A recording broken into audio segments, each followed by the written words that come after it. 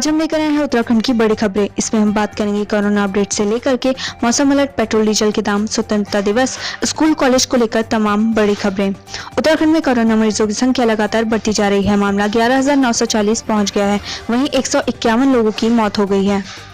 Uttarakhand corona tracker कुल आंकड़े 11,940, स्वस्थ 7,792, एक्टिव 3,997, मौतें 151।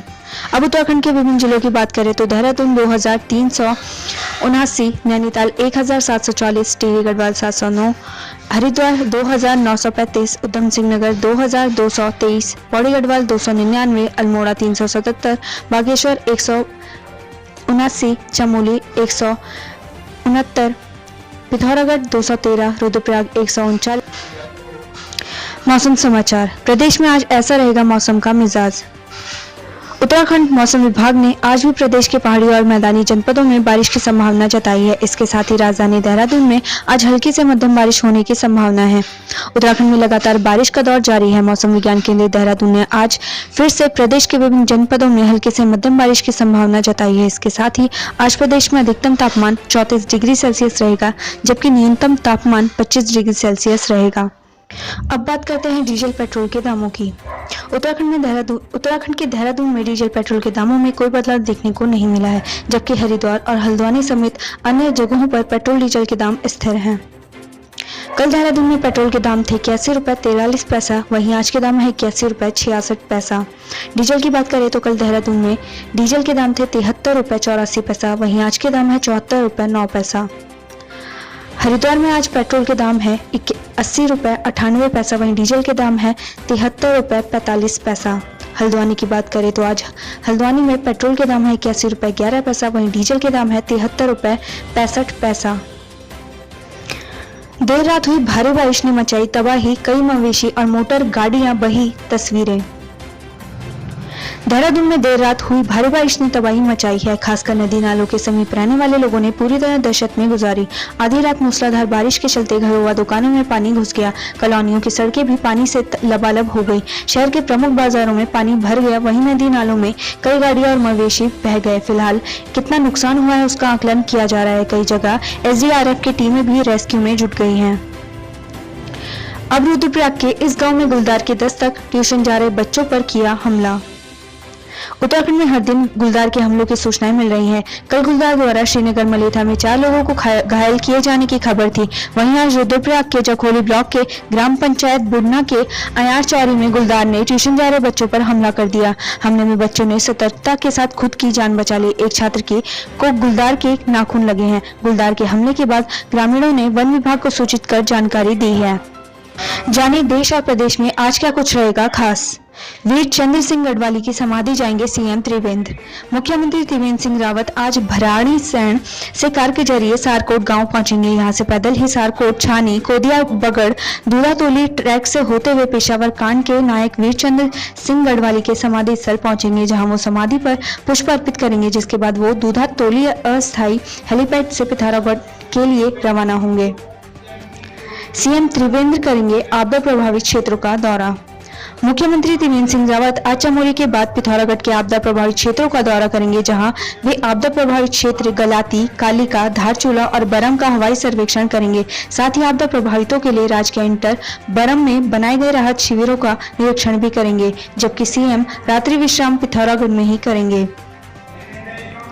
सांसद अजय भट्ट जनता को समर्पित करेंगे हाईटेक एम्बुलेंस। नैनीताल उधम सिंह नगर सांसद अजय भट्ट आज रुद्रपुर में सांसद निधि से मेडिकल कॉलेज को दी गई हाईटेक एम्बुलेंस का शुभारंभ कर जनता को समर्पित करेंगे। ऐसे में माना जा रहा है कि गंभीर मरीजों को अस्पताल पहुंचाने और लाने में आसानी होगी। मुख्य सचिव लेंगे समीक्षा बैठक। सचिवालय में मुख्य सचिव ओम प्रकाश आज प्रदेश के सभी सड़कों के हालातों का समीक्षा लेंगे। बरसात और मौसम की वजह से सड़कों को हुए नुकसान की भरपाई को लेकर रणनीति तय की जाएगी। अटल बिहारी वाजपेयी की पुण्यतिथि पर दी जाएगी श्रद्धांजलि। बीजेपी के कार्यकर्ता आज अटल बिहारी वाजपेयी की पुण्यतिथि पर त्रिवेणी घाट पर श्रद्धांजलि देंगे। बता दें कि 16 अगस्त 2018 को पूर्व प्रधानमंत्री अटल बिहारी वाजपेयी का निधन हो गया था। आज उनकी दूसरी पुण्यतिथि है। विधानसभा अध्यक्ष बांटेंगे राहत सामग्री। विधानसभा अध्यक्ष प्रेमचंद अग्रवाल आज कैंप कार्यालय में जरूरतमंदों से मुलाकात करेंगे, साथ ही उन्हें राहत सामग्री बांटेंगे।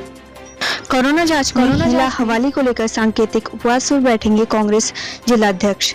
चंपावत जिला मुख्यालय में आज मुख्य चिकित्सा अधिकारी की कार्यप्रणाली और कोरोना जांच में हो रही हीला हवाले को लेकर कांग्रेस के जिलाध्यक्ष सांकेतिक उपवास पर बैठेंगे। साथ ही कोरोना वायरस से पीड़ित मरीजों को उचित इलाज और अव्यवस्थाओं को भी सामने रखेंगे। डीएम मंगेश घिल्डियाल करेंगे बैठक। जिलाधिकारी मंगेश घिल्डियाल आज पुनर्वास को लेकर अधिकारियों के साथ बैठक करेंगे, जबकि कोरोना को लेकर जिला चिकित्सा अधिकारियों के साथ बैठक होगी, जिसमें कोरोना से निपटने को लेकर चर्चा की जाएगी। आज से शुरू होगी वैष्णो देवी यात्रा। माता वैष्णो देवी की यात्रा आज से शुरू होगी। कोरोना महामारी के चलते बीते 18 मार्च को निलंबित कर दी गई थी। श्री माता वैष्णो देवी श्राइन बोर्ड के मुख्य कार्यकारी अधिकारी रमेश कुमार ने बताया कि पहले हफ्ते में हर रोज 2000 तीर्थयात्रियों की सीमा तय की गई है, जिसमें 1900 यात्री जम्मू कश्मीर और बाकी 100 यात्री बाहर के होंगे। गलवान घाटी में झड़प के दौरान घायल हुआ उत्तराखंड का जवान शहीद, घर पहुंचा पार्थिव शरीर। गलवान घाटी में झड़प के दौरान घायल हुआ उत्तराखंड का जवान हवलदार बिशन सिंह शहीद हो गया। शहीद ने इलाज के दौरान अंतिम सांस ली। शहीद का पार्थिव शरीर आज उनके घर पहुंच गया है। 43 वर्षीय शहीद बिशन सिंह मूल रूप से पिथौरागढ़ जिले के मुनस्यारी में बंगापानी के रहने वाले थे। शहीद बिशन सिंह गलवान घाटी में चीनी सैनिकों के साथ हुई झड़प में घायल हुए थे। 7-8 दिन तक एमएच लेह में उनका इलाज चला था। इसके बाद वे दोबारा ड्यूटी पर चले गए थे। दोबारा गलवान घाटी पहुंचने के बाद उनकी हालत फिर बिगड़ गई। उन्हें इलाज के लिए चंडीगढ़ हॉस्पिटल में भर्ती कराया गया था, लेकिन इलाज के दौरान जवान की जान चली गई। वहीं रामनगर में खेत में काम कर रहे युवक को विषैले सांप ने काटा।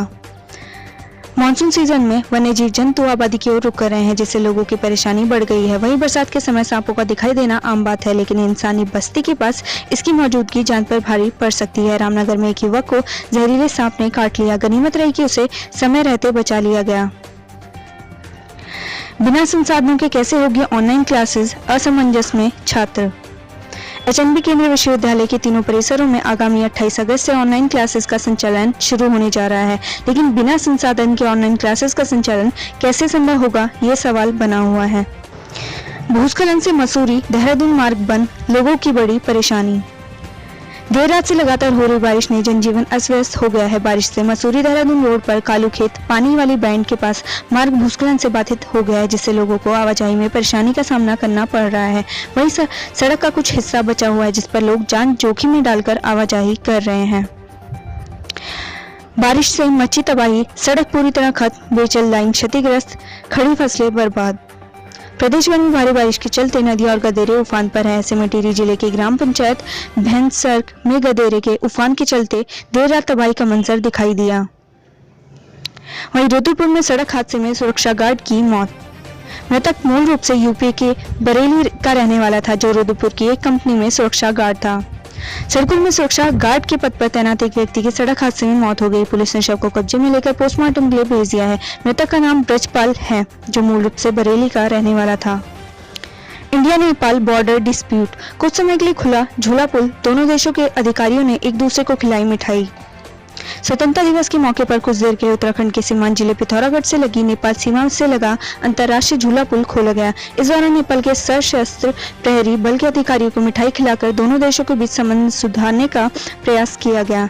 नेपाल के सशस्त्र प्रहरी बल के एसपी नरेंद्र बहादुर बम ने भारत के एसएसबी के इंस्पेक्टर कश्मीर सिंह को नेपाली शॉल भेंट कर स्वतंत्रता दिवस की बधाई दी। 11वीं बटालियन एसएसबी के अधिकारियों ने स्वतंत्रता दिवस के 8 मिनट के लिए अंतर्राष्ट्रीय झूला पुल खोला।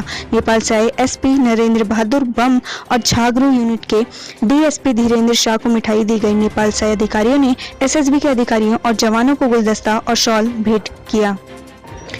आत्मनिर्भर भारत के निर्माण में महिलाओं की अहम भूमिका। राज्यपाल बेबी रानी मौर्य ने शनिवार को स्वतंत्रता दिवस के पावन अवसर पर राजभवन में ध्वजारोहण किया और राष्ट्रीय ध्वज को सलामी दी। मीडिया से अनौपचारिक बातचीत के दौरान प्रदेशवासियों को स्वतंत्रता दिवस की बधाई देते हुए राज्यपाल मौर्य ने कहा कि प्रधानमंत्री नरेंद्र मोदी ने आत्मनिर्भर भारत का आह्वान किया है।